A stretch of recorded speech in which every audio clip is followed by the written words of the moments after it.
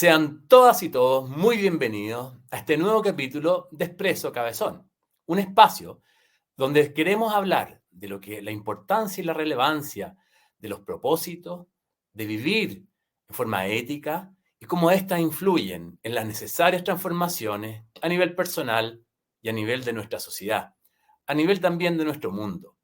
Estoy muy contento de tener un invitado a quien he tenido la suerte de conocer desde que éramos muy jóvenes y que he seguido en esta trayectoria que él ha tenido a nivel como catedrático, profesor, un sinnúmero de roles que han sido muy trascendentes. Y quisiera también destacar su consistencia y coherencia desde que éramos jóvenes a lo que él actualmente se ha dedicado. Estoy muy contento de tener a don Alex Godoy Faúndez, quien es el director del Centro de Investigación en Sustentabilidad y Gestión Estratégica de Recursos de la Universidad del Desarrollo, y un rol que también me ha encantado, que actualmente está como profesor visitante en el Weatherhead Center for International Affairs en la Universidad de Harvard. Muy bienvenido, Alex. Un gusto, una alegría enorme tenerte acá. Hola, ¿cómo están? ¿Cómo estás, Jorge? Un gusto de verte a la distancia. Igualmente. Y muchas gracias, Alex, por haberte dado el tiempo en este momento. Y bueno, quería partir por consultarte, Alex, ¿cómo ha sido esta experiencia? Un poco al revés, digamos, de lo que ha sido la tónica de las entrevistas. O sea, ¿cómo ha sido esta experiencia como profesor visitante en Harvard? Pensando también que no es inocente, ¿no es cierto?, que hayamos pasado una pandemia, si bien tú has tenido otras experiencias internacionales. ¿Cómo ha sido para ti esta experiencia? Que la verdad que es muy gratificante desde afuera, pero también, aprovechando que tú nos puedas comentar un poco de eso. Es distinta a la tradicional, porque usualmente la gente sale a hacer los doctorados afuera y después vuelve, entonces hay experiencia. Yo nunca tuve la oportunidad de hacer estudios formales afuera, hice todo mi estudio de pregrado y doctorado allá en Chile, y nunca estuve viviendo más de 2 meses fuera del país. Entonces, que se te dé o que se me dé esta oportunidad después de mucho tiempo, prácticamente a los 46 años, es más bien por un reconocimiento a la trayectoria y no porque fuiste a estudiar algo, te pone en un contexto completamente distinto. Entonces, en ese sentido no tengo cómo compararlo, porque usualmente la gente viene a hacer un magíster afuera, en los distintos países, vuelve a su país, etcétera. Es como la lógica. Yo nunca hice eso. Yo desarrollé gran parte de mi carrera internacional basado en Chile, por eso viajo mucho. Entonces, el llegar como profesor acá en términos de una trayectoria, sin haber tenido estudios formales acá, sin tener ninguna red formada acá, etcétera, es una posición completamente distinta a las que tienen muchos. En ese sentido, me hace sentir bastante contento. Porque al final es un reconocimiento un poco al trabajo que a veces cuando uno lo hace desde muy lejos, tú no sabes si uno va en una dirección adecuada o no. O sea, cuando estamos muy lejos de los sitios los cuales por más que uno logre viajar, por más que uno logre conversar con los expertos, el estar lejos de repente te entrega una distorsión de las visiones, que es un poco lo que yo veo cuando uno ve la discusión en Chile de muchas cosas. Creo que hay una discusión un poco distorsionada porque nos cuesta tener eso del día a día. Y entonces al final me di cuenta que no estaba tan mal, así que digamos, esto es como un premio y un reconocimiento a la carrera, lo cual me tiene muy contento. Y a propósito de los reconocimientos, Alex, yo también quería hablar de una linda sincronía que vimos ahora que te entregaron un premio desde la Universidad del Desarrollo. Y si nos podrías comentar un poco de este reconocimiento, que nuevamente tiene que ver también con la consistencia del accionar, con el ejemplo. O sea, hay dos reconocimientos en mi vida que son entretenidos, digamos, que son como que te dejan como contento. Uno es a los 44 recibí el premio doctor honoris causa de la Universidad de Wisconsin, y eso es como por el trayectoria en términos políticos internacionales. Es anecdótico porque muchos de los reconocimientos nunca han venido por Chile, han venido por universidades extranjeras, por instituciones extranjeras. Y mi universidad no es primera vez, digamos, me otorgó uno de los premios de profesor de excelencia pero que ya he tenido a nivel de pregrado y a nivel de posgrado. Este es el primero que tengo a nivel de posgrado en mi universidad, porque la competencia es muy buena y profesores muy buenos, lejos mejores que uno. Entonces, el haber recibido el premio de profesor de excelencia académica a nivel de posgrado es algo bastante bonito, porque es otro nivel, distinto a nivel de pregrado. ¿Y Entonces, cómo ha estado la relación con los alumnos? ¿Cómo la has vivido? ¿Los alumnos en Harvard son más cuestionadores? ¿Están más interesados? ¿O tú dirías que es más o menos lo mismo? No, yo diría que en términos de madurez siguen siendo lo mismo, les gustan las mismas cosas, salir igual, etcétera. Creo que tienen un nivel de entrenamiento distinto. Es como, por ejemplo, alguien que siempre ha practicado deporte, por ejemplo, no sé, en mi caso yo practicaba voleibol en la universidad, cuando nos encontrábamos, de repente no, la gente no sabe, pero nosotros cursamos cursos conjuntos con Jorge cuando él estaba en la Facultad de Economía de la Universidad Católica. Entonces yo llegaba con buzos porque practicaba voleibol y de ahí me iba, digamos, a clase. Entonces todas andaban súper elegantes y yo llegaba con buzo después de un Era por entrenamiento. Entonces, deportista, no por... claro, sí, no porque me vistiera así, digamos. Pese a que en ingeniería como que todos mis alumnos andan con buzos, como el MIT, digamos. ¿Cachai? Claro. No, es como un nivel de entrenamiento. Entonces yo creo que la diferencia está en que hay un tema de hábito y acá la competencia es mucho más fuerte. Entonces tienen un nivel de hábitos que en el cual están entrenados para eso. Entonces, cuando estudian, estudian, cuando se ponen a estudiar, se ponen a estudiar. Nosotros somos un poco más la chilena, no, lo tiro más tarde, no, o sea, veamos un poquito más, veamos un ratito más de esto. No, ellos son mucho más disciplinados. Y creo que es un tema cultural, creo que no es solamente, creo que en toda Latinoamérica, incluso acá mismo en Estados Unidos, cuando me toca hacer clases y yo comparo alumnos más anglosajones con alumnos más latinos, los latinos tendemos a tener eso lo puedo hacer después. No es tan importante, digamos. Y creo que es un tema cultural, no de mejor versus otros, sino Te entiendo. de diferencias culturales. ¿Ya? Sí, sí, sí. Alex, y un poco en línea con lo que tú nos comentabas de los viajes, tú vienes ahora llegando, ¿no es cierto?, a lo que fue de Egipto, de la COP27. Entonces, te quería pedir si nos podías comentar resumidamente cómo fue tu experiencia allá, entendiendo que tú has estado en muchas ediciones anteriormente. Sí, en este fue la primera COP, digamos, africana, digamos, en un país, digamos, como en vías de desarrollo. Y primero la experiencia personal de estar en un país en vía de desarrollo, digamos, como que la gente piensa que un país en vía de desarrollo es Perú o es Bolivia, digamos, al nivel sudamericano. No estamos hablando de países que están mucho más atrás, ¿ya? Mucho más atrás. Entonces, cuando uno llega es un shock fuerte, a pesar de que uno viene de esa cultura, uno viene de un país latinoamericano, nosotros fuimos un país subdesarrollado en los 80, en los 90, pero nunca tan atrás como lo que uno ve. Y eso es el primer shock. Y lo segundo es como que el mundo se dividió en dos. El mundo está dividido en los países del norte global y del sur global. Y eso no sé si sea muy bueno, digamos, especialmente en los espacios colaborativos que necesitamos para poder avanzar conjuntamente. Sí, eso, o sea, igual es como una nota un poco preocupante, pensando a propósito de lo que es el expreso, ¿no es cierto?, de las transformaciones. En general, para poder tener transformaciones, se necesita un grupo importante, ¿no es cierto?, de grupos y personas avanzando en ciertos estilos de vida y tomando decisiones adecuadas. Entonces, ¿cómo crees tú que vamos a seguir avanzando en línea con estos desafíos medioambientales que tenemos? Esa nota igual es como un poquito preocupante. O sea, yo creo que no tiene que ver con los desafíos medioambientales, tiene que ver más con ser humano, digamos. Cada país llega con problemas distintos a la COP, con problemas económicos, post pandemia, Chile llegó con una recesión detrás. Entonces tenemos que llegar a negociar en poner dinero, porque colaborar significa solidaridad, y la solidaridad significa que yo sacrifico parte de mí en favor del otro, digamos. Y creo que hay poca solidaridad. Yo creo que en momentos como las crisis que estamos viviendo, porque uno en Chile, Chile es como la comarca de los hobbits, ¿ah? Es como que estamos muy lejos de lo que está pasando al otro lado del mundo y como que no dimensionamos lo que está ocurriendo y tenemos una visión sesgada de la realidad.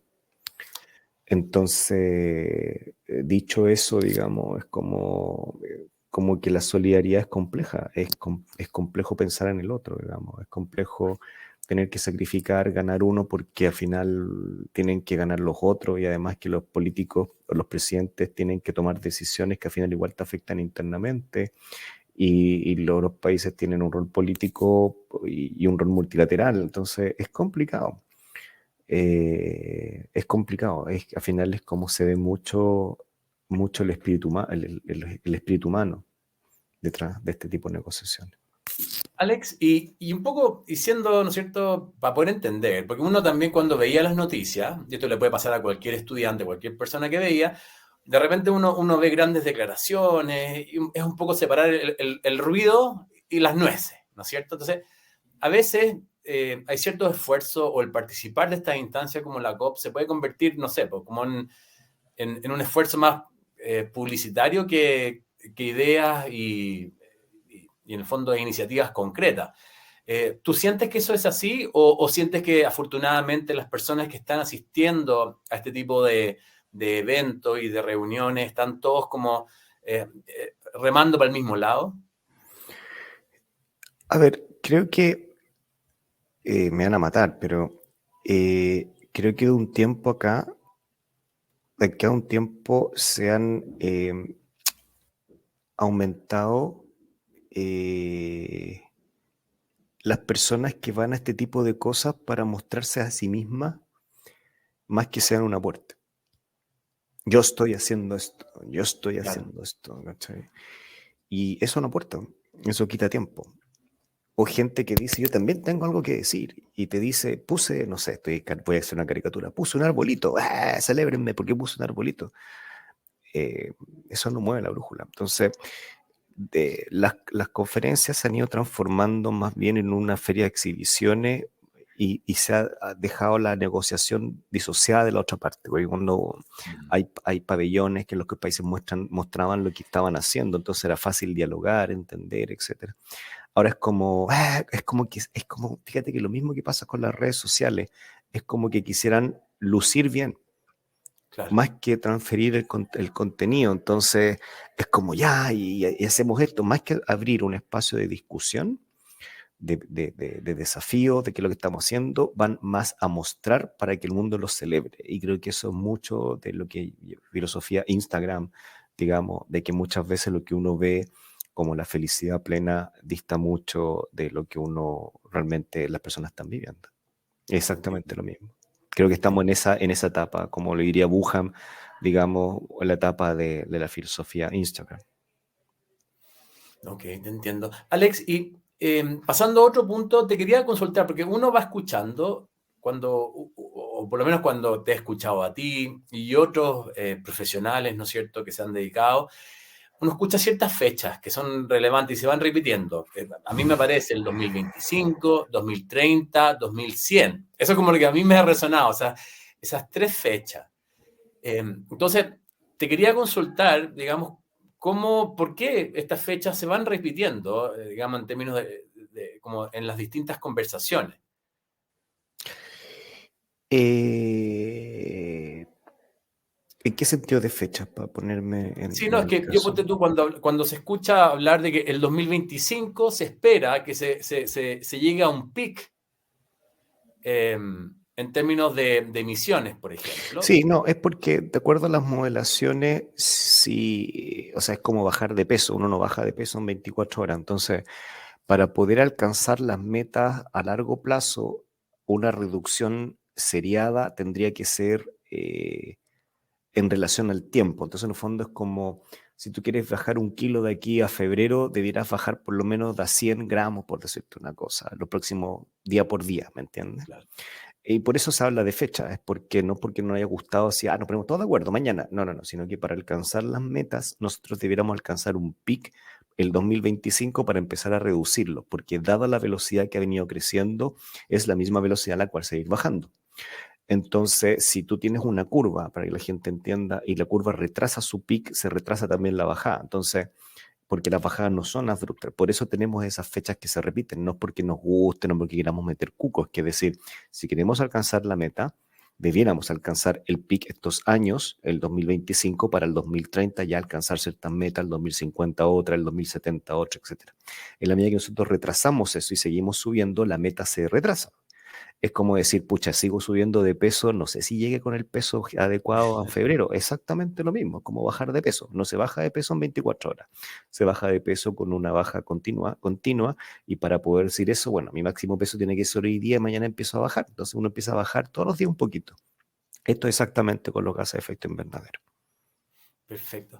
Y pensando, porque siempre cuando uno hace los análisis, Alex, uno escucha mucho, sabes que, mira, tenemos como 1,5 grados, ¿no es cierto? Que es como, nuevamente, se va repitiendo esa medida de 1,5 grados de un alza de temperatura que vamos a estar en el fondo sintiendo. Pero a mí, por lo menos en lo personal, no se habla tanto de lo que es los diferenciales que pueden haber de día o de noche. Da lo mismo que aumentan lo mismo cuando se habla de ese 1,5, it No, matters, o sea, importa. no. Un poco a explicarle a la gente, Sí, durante el día la temperatura va cambiando, como ha cambiado en Santiago. Pero esa es la temperatura diaria por cada hora. Lo que importa es el promedio diario. ok, Entonces, el promedio diario hoy día van a ser, no sé, 23 grados. El promedio de mañana 23 grados. Entonces, pues uno saca el promedio mensual, ¿ok? Y después uno saca el promedio anual. Entonces, lo que nosotros nos fijamos es en el promedio anual, no en las variaciones pequeñas de temperatura. ok, Entonces, cuando hablamos de 1,5 grados, hablamos de que el promedio mundial no sea superior a 1,5 grados. perfecto. Entonces, ya el promedio mundial, el promedio de todas las temperaturas, o sea, sumamos y dividimos por todos los días, ha aumentado 1 grado. Y los fenómenos climáticos que hemos observado, el calor en Santiago, las olas de calor, la escasez hídrica, la escasez de lluvia, la sequía, se deben a ese 1 grado. Ok, ok, Entonces, cuando hablamos de 1,5 grados, hablamos de un 1,5 grados en promedio. ok, No obstante, nosotros no estamos en la curva de 1,5 grados, estamos en la curva para alcanzar 2,7 grados. Y eso ok. es terrible, porque Sí, 2,7 grados es como la diferencia en temperatura que hay entre Arica y Santiago, para que la gente se haga una idea. sí, sí, sí.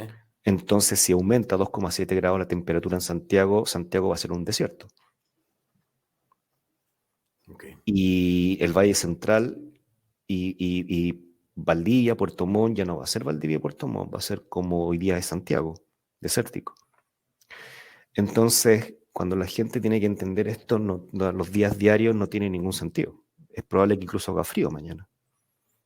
Pero si tú sacas las temperaturas promedios de los últimos 3 días, han sido temperaturas promedios más altas que las del año pasado, y las del año anterior, y la del año anterior. Entonces el promedio va al alza.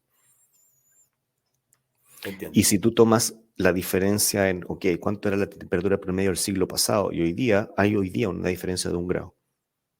Si la temperatura global del planeta era menos 17 grados Celsius, hoy ya son menos 16. Y eso es mucho. Te entiendo. Alex, y en línea con la importancia y la relevancia de monitorear, te quería pedir si nos podías comentar cuál es el rol que cumple un informe que es el IPCC, que es el Intergovernmental Panel on Climate Change, ¿no es cierto? Entonces te quería Ujú. pedir que si nos puede comentar un poco qué rol cumple, por qué es importante, en el fondo, contar con este informe. A ver, el programa de Naciones Unidas, el programa marco de cambio climático de Naciones Unidas, conocido como UNFCCC, ¿ya? O United Nations Framework for Climate Change, ¿ya? Es un ente multilateral. Entonces ellos deciden pedir informes independientes que no dependan de los países, y se crea este panel intergubernamental para el cambio climático, que es una red de científicos de forma independiente, escogidos de forma independiente, equilibrado en términos regionales, por equidad de género, por representación de conocimiento, que elaboran un informe cada 5 años sobre el estado del clima y que le dice a los tomadores de decisión, así. Es un solo reporte, pero con 3 partes. La primera es cómo ha cambiado físicamente la temperatura, o sea, cuánto ha aumentado, cómo van los gases de efecto invernadero. Los segundos, cuáles son los impactos y las vulnerabilidades a esos cambios. Y el tercero, que me toca trabajar a mí, es en temas de qué funciona o qué no funciona en términos de mitigación. Ok, Perfecto. Y el rol, o sea, esto tú actualmente cuando sale el informe, ¿qué uso se le da? ¿O es solamente como a nivel como consultivo? ¿O solamente como Es prender las el, es el, alarmas? inf- es el informe oficial, de información oficial a nivel global que debieran llegar a los tomadores de decisión. De ahí los tomadores de decisión, cuando van a las conferencias como la COP, la conferencia entre partes, debiera servirles como insumo y lo utilizan como insumo. ¿Y eso ocurre? Sí, de hecho ¿Sí? ocurre. De hecho, nadie cuestiona lo que nosotros Perfecto. hemos dicho, digamos. Perfecto. Alex, y un poco en línea con los desafíos y un poco la temática del programa, que tiene que ver con hablar de lo que es propósito y hablar de la ética, ¿no es cierto?, esta disciplina filosófica. Te quería pedir un poco, pensando en los desafíos que tenemos como humanidad realmente, porque acá hay ciertos, o sea, nosotros como Chile, nuevamente pensando, podemos tomar un montón de iniciativas, tener, ¿no es cierto?, ciertas decisiones políticas, pero acá, por supuesto, hay objetivos y hay soluciones también que tienen que visualizarse a nivel global. Entonces, un poco preguntarte, ¿cómo tú le das el rol que ocupa la ética o la ética aplicada en este futuro, en esta necesaria colaboración que necesitamos? Mira, hay una cosa es la moral y otra cosa es la ética. Y creo que eh, yo no tengo el pedestal moral para dar clases de ética, pero sí creo que nos falta mucho la ética de la responsabilidad en relación al otro. Ok, ¿Ya? Creo que no somos responsables con el otro. De hecho, a veces cuando tú ves de que está como filosofía de la felicidad, que tengo que ser feliz yo, me da lo mismo el otro, es algo bastante selfish, es como algo muy egoísta. sí, sí, A veces yo no puedo hacer cosas porque tengo que pensar que hay otros. por supuesto. Entonces, Y también cuando... podría ir en el límite en contra también del bien y- común. exacto, y de hecho es así. ¿Ya? Es decir, cuando la gente dice yo reciclo, pero no me bajo mi auto 4x4 petrolero, es porque no está conectando, digamos. Entonces, esto significa que el sacrificio a eso, la responsabilidad en el otro, implica finalmente la solidaridad. Y creo que nos falta solidaridad. Y para eso necesitamos una ética de la responsabilidad con el otro. No conmigo, sino con el otro. ¿Cachai? El pensar primero en el otro, en el que está al lado. Y creo que eso falta, y falta desde el individuo, y esto se va como amplificando cuando tienes como grupos. Entonces, es como lo vimos en la Constitución. La Constitución, a mi juicio, yo voté por una Constitución nueva, pero no obstante, lo que salió era más bien una reivindicación de identidades propias, más que un pensar en algo común.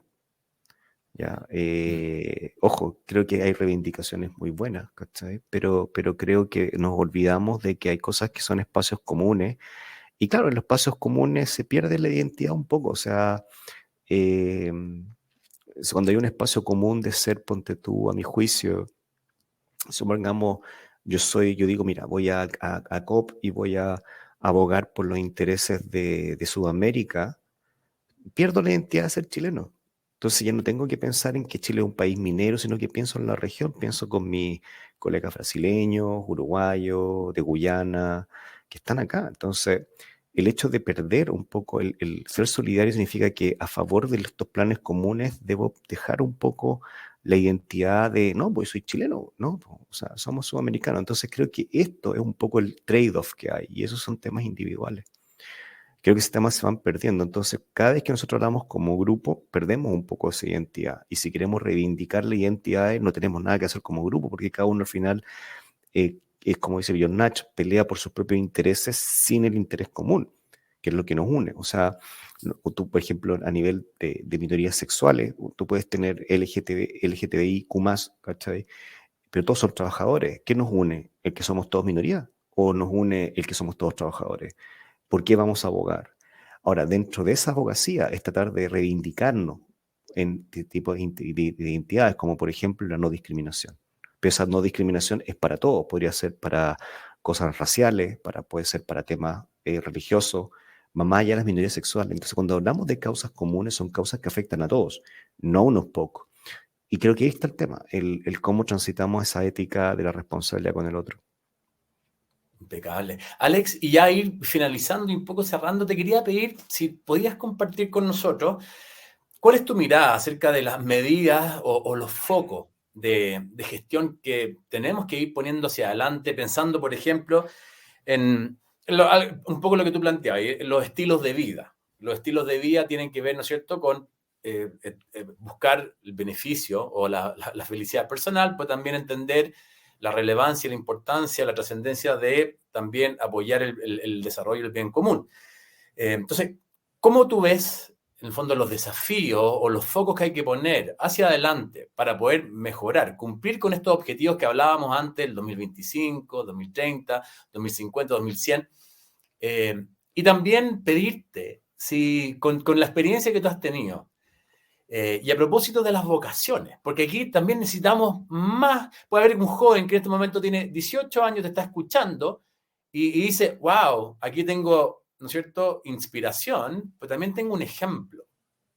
¿Qué le recomendarías a ese joven, basado, por supuesto, en los desafíos que tú has enfrentado y que has seguido siendo muy consistente y coherente en esta línea?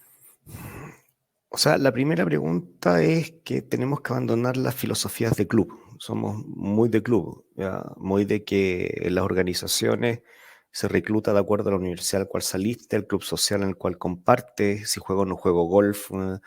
Entonces, mientras no tengamos una inclusión de diversidad en que las personas del board, digamos, de los directores, de los gerentes generales, dejen la lógica de club, esto no va a cambiar. Porque si no, nos vamos a estar hablando nosotros mismos para nosotros mismos, ¿ya? Y es un cambio radical, porque lamentablemente se ha estudiado de que las confianzas recaen en algo conocido, entonces la tendencia es una lógica de club, ¿ya? Nosotros nos conocemos, pero es porque yo te conocía a ti, Jorge, porque conversamos mucho en la universidad, etcétera. No converso contigo porque éramos de la Católica, ¿no? Porque contigo conversábamos en los pasillos, ¿te acordás? Tomábamos un Sí, café, nos sentábamos obvio. juntos, hacíamos trabajo juntos, hay una relación, ¿me entiendes? Sí, Que es distinto a decir, no, yo te doy esta entrevista porque eres de la Católica. Es absurdo. Son lógicas de club. Y esas totalmente. lógicas de club, lamentablemente, tendemos a transferir atributos personales a otros. O sea, tú me caes muy bien, o yo te puedo caer muy bien, pero tú puedes decir, oh, es que si el hijo del Alex es un gran hijo. ¿Quién dijo eso? Puede ser una oveja negra y un estúpido, digamos. Entonces, Totalmente. esas lógicas de club tenemos que romperlas, tenemos que valorar a las personas en su mérito y muchas veces no transferir actitudes de otros. Mientras eso no lo hagamos, estamos perdidos, ¿ya? Porque la diversidad, para poder conseguir esas lógicas del respeto por el otro, tenemos que vivir en la diversidad y eso no va a ocurrir. Y lo segundo, los cabros jóvenes que ya tienen 18, es que es pedirles disculpas porque les vamos a dejar un mundo mucho más apretado que el que nosotros queríamos, que lamentablemente, digamos, van a tener, como son menos, porque el mundo está envejeciendo rápidamente, van a tener que pensar de que ellos no van a salvar el mundo, ¿ya? Sino que van a tener que hacerlo con nosotros. Y que a lo mejor el rol de ellos no es salvar el mundo, sino que es trabajar en forma conjunta, que es de nuevo lo mismo, la solidaridad con el otro. Esto es como típico que uno dice, no, es que tenemos que reclutar a un cabro jóvenes. No hay compadres, o sea, vayan a todas las compañías, no hay compadres jóvenes, ¿cachai o no? Se acabaron. Estamos en un país que envejece, tiene una tasa de It's natalidad de over. 1.38. Bájense del pony, güey. Nos gusta el cantinfleo de los jóvenes. No hay. Todos tienen 35 para arriba. Y el que se cree joven a los 35 tiene que ir al médico y al psicólogo porque cuando uno ya cumple 18 es mayor de edad, ¿ya? Entonces cualquiera que crea que es joven a los 35 es tonto. Ya, discúlpame, pero en un fondo uno tiene una responsabilidad etaria. Uno puede ser papá a los 35 y tu responsabilidad es distinta. Uno es joven de edad, de jovialidad, pero no mentalmente. Uno tiene ciertas responsabilidades que cumplir a ciertas edades. Por ¿Cachai o supuesto. no? Y eso significa una edad biológica y una edad social. Y la edad social es que uno espera ciertos comportamientos de alguien que tiene entre 30 y 40, no que se comporte como un niño, me entendí, irresponsablemente. Por algo somos sociedad, digamos. Entonces, y esto en todas las sociedades, y me ha tocado conocer todas, digamos, todos los continentes. Entonces, dicho eso, es decir que nos toca trabajar en forma conjunta. Y si no rompemos estas lógicas de club de jóvenes, seniors, viejos, o que el viejo ya no sabe o está de vuelta, estamos fregados. Es como Estamos fregados. los demográficos versus los psicográficos, finalmente. Eso es Exacto, la clave. Necesitamos puros exacto. hippies. Da lo mismo que tenga 70, 20, 40, hippie. Necesitamos gente Estilo que de busque vida. colaborar. No, buscamos gente que busque colaborar. Aquí no necesitamos alguien que viva en compostera, hippie, rodeado, me entendí, la comunidad ecológica. No, ese no me sirve. Me sirve que todos colaboremos, independiente del origen, porque esa es la diversidad que necesitamos. Si no entendemos, excluimos, y esta sociedad no se construye con la exclusión de unos, Necesitamos se de todo. construye con todos. Me encanta. Alex, querido, te quiero agradecer tu participación y desearte que, bueno, que vaya cerrando y que esté muy bueno este ciclo Gracias. allá en la universidad. Te agradezco que hayas dado el tiempo de que conversemos, que haya también compartido y nos vemos en la Asociación de Ética, pues, querido. Así Por ahí que, vamos a vernos cuando yo y te regrese a Chile de reitero, visita. y te reitero las felicitaciones por este Gracias. reconocimiento que yo sé que es muy merecido por tu calidad profesional, pero también por tu calidad humana. Así que Gracias. desearte todo lo mejor y nos estamos viendo. Un abrazo grande y gracias. Vale, chao. Todas y todos estamos muy contentos y nos vemos en el próximo capítulo. Y ya saben, a colaborar para que podamos cumplir con estos desafíos trascendentes y que tienen que ver con que cada uno de nosotros pueda sentir que está apoyando para dejar un legado en esta tierra. Muchas gracias y ha sido un gusto.